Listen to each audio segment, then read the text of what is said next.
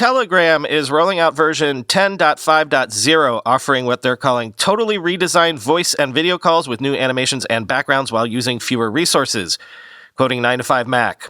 While messaging is the core aspect of Telegram, voice and video calls are also super useful, especially as they're also end-to-end encrypted. In this latest update, Telegram has redesigned the UI for voice and video calls with new animations and a better overall look, and notably, this comes with a boost to performance as the new UI is less resource-intensive.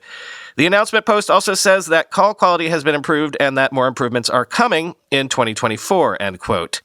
That improved resource thing has something to do with what they're calling the Thanos snap effect, which is basically just a new animation that happens when you delete a message. Apparently, the animation itself is so much more resource and energy efficient that, over billions of uses, it has a real impact. Also, did you know that a la OpenAI's build-your-own GPT ecosystem, Telegram was early to the bot game?